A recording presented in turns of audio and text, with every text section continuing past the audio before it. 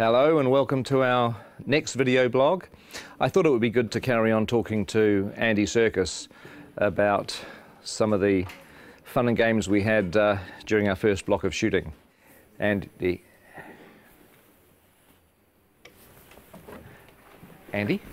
Where is he?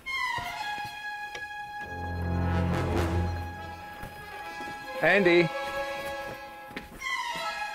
What is this place? This isn't Wellington. Where am I? Isn't this where James Bond crashed his Aston Martin in 1964?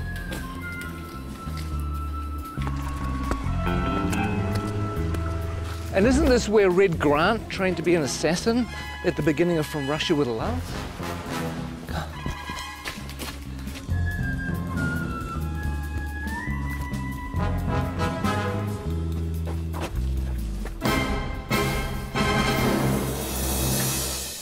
You know what? I think we should just run the blog anyway.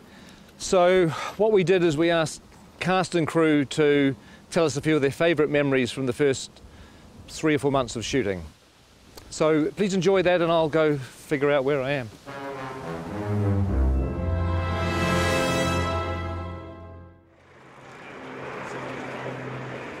What are the things that stand out for you the most from the first block? I think for me, my favourite stuff we've done so far has been Gollum's cave. Was that precious? The way that Pete did that scene, it felt like I was watching a play. It was sort of like you could just sit back and watch these amazing guys do their thing. Him and Martin together were fantastic. It was really cool. Trying to get back into the head of Gollum. I don't know if I ever told this, but it felt like kind of doing an impersonation of a character that I played Yes. a long time. It was weird because it was like, you know, having to re-own it again. Yeah, it was pretty cool. It was a nice way of starting. I felt sorry for Martin because he was suddenly thrust into having to find the character of Bilbo and have to deal with you for a whole week, going at him the whole time. I mean, it must have been a bit intimidating. Blazes and splashes. That's a meaty mouthful. Yeah. It's going to be a good movie. Check it out. After 2 years of, oh my God, when are we ever going to shoot this film? We had 13 dwarves and a hobbit. We might have had a wizard as well. And suddenly, it's real. Seeing the sets were like amazing. That was true. I mean, coming to Bag End for the first time and walking through. That was our first day, wasn't it? It was, first day on the job. That was amazing. Can you name them? Name the dwarves. Ori Dori Nori, Biffa Bobba, Biffa... Biffa Bobba Boffa, Ori Nori, Nori. I can never remember. See, that's the problem. You can't even remember who they are. You have Philly and Killy. There's Thorin, and there's Loin, and there's Oin, and Dwalin and Balin, and there's Biffa, Boffa and Bomber, and then there are the 3 Dori, Nori and Ori. I think that's it, isn't it? I think so. 13 Dwarves is one of the reasons why I dreaded The Hobbit and why I really didn't think I was going to make it for such a long time. But the irony is it's turned out to be one of the joys of the film. Oh my God.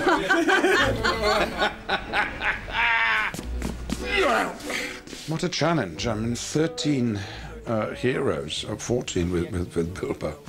They all have to be differentiated in a way that isn't necessary in the book, but if you keep seeing them, you want to know who they are and specifically and what their attitude is and why they're on this journey.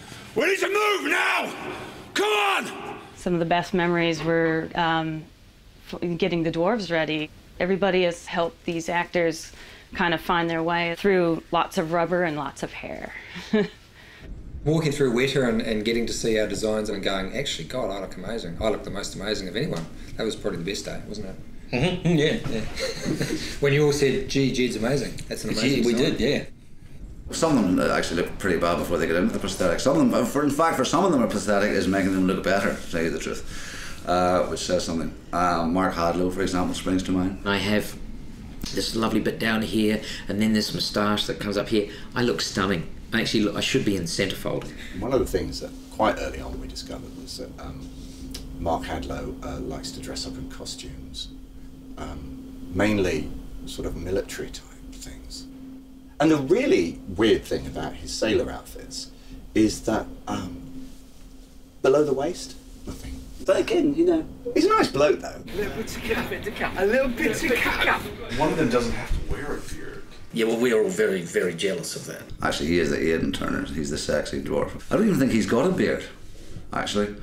Mainly because he's not old enough to grow one. He's the hot one, I suppose, if you like that kind of thing. But if you like knitted cardigans and knitted mittens, then I'm your fella.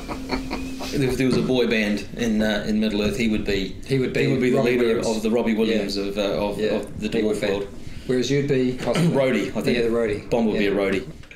I think when people see the beards are going to come back in big time. They are. Huge. Give us a kiss. Gelek Dashudba.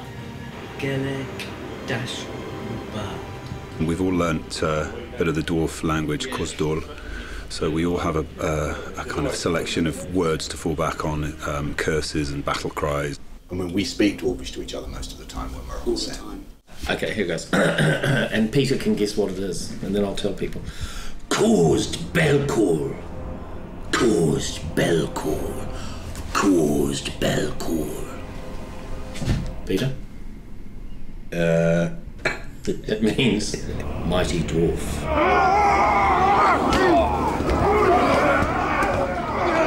We had Troll Show. Well, you got to do all the fun stuff in Troll Show. Yeah, we did. I had to shoot dialogue and things, and he got to do all the good fighting troll stuff. That is the great thing about the dwarves is that even though there's this comic element to some of the characters, not all of them, but some of them, when they fight, they really fight. We started with 3 months of intense training. We did stunt fighting, we did horse riding, we did the gym 4 times a week, we did dwarf movement intensely. They were trying to get us to a point where they could actually kill us and bring us back from the dead, kill us, bring us back from the dead, all the CPR and stuff like that, because that's what it'll be like on set. They did it by breaking us down. Yeah. They did it by essentially reducing us to the absolute amoeba stage and then building us up again as dwarfs. We've come through it as better dwarves, I feel. I do too. I mean, I know that William's discovered his inner dwarf. I have. Well, we all have, actually. It's a frightening thing, but it's the job that had to be done. If I could say key moments in Block 1, arriving in Rivendell and meeting Elrond and dining at his table, it really feels like you're stepping into Middle-earth. There are some who would not deem it wise. What do you mean?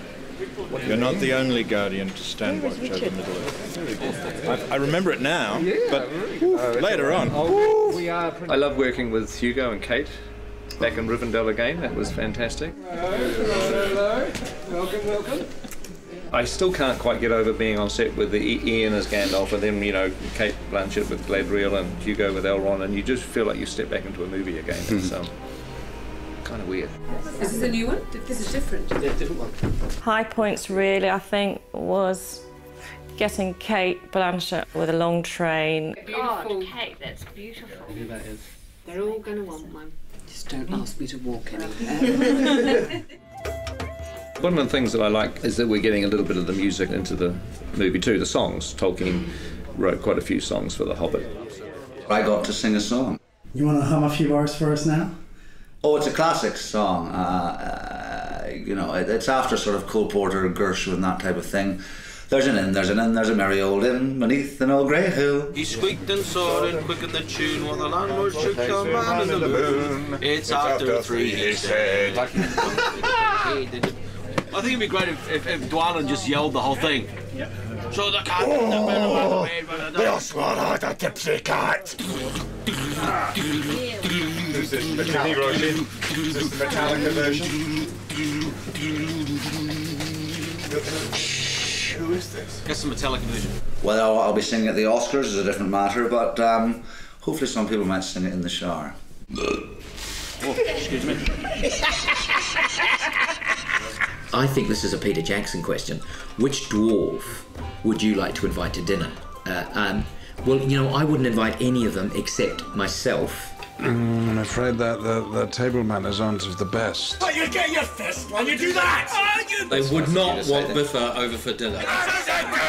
He would be like the bottom of the line. Ori, because he'd be very polite. Excuse me. Well, it'd be me, obviously, because I'd cook. Stephen Hunter does pretty well with the bad table manners. He just eats so much. Have you seen the size of him? I mean, oh good lord. He's enormous. I tried to talk to him about cutting down his cholesterol and his butter intake. I don't think you'd invite Norrie because he'd steal all the silverware. You'd never invite Graham McTavish because he would sit there and glare at you and show his forearms all night. Dwallin's a real warrior. When he parties, he goes completely mad, like so many Scottish people. Here you go. Well, the words kettle black calling pot come to mind. I don't think you'd invite any dwarf to dinner, actually. I wouldn't have them all together, though. Not 13, maybe a couple at a time. Special person to meet here, John Rhys Davies. It was fun on one of the days that we were in Bag End with the dwarves that John Rhys Davies came to visit. Oh, yeah? And it was great to introduce him not only to Gloin, who's his father in the story, but also to all the other dwarves.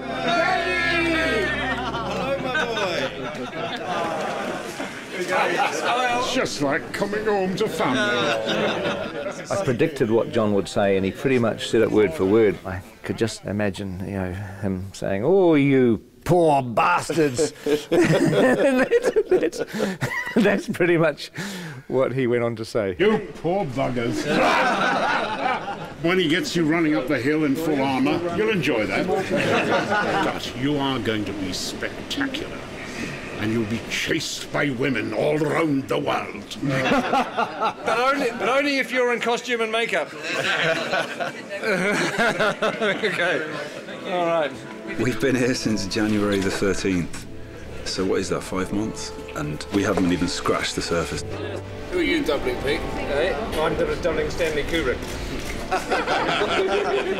One of the biggest moments was when we all put our gear on and we all stood together, sort of looking around at each other into the characters' faces. To stand in a circle and look at the guys that were going on the quest, I got a real tingle up my spine. Lovely, thank you, that's terrific. I think we can check the gate on that.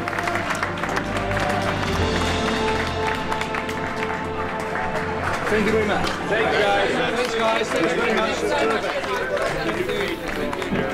Thank you. Bittersweet moment, but it's time to leave.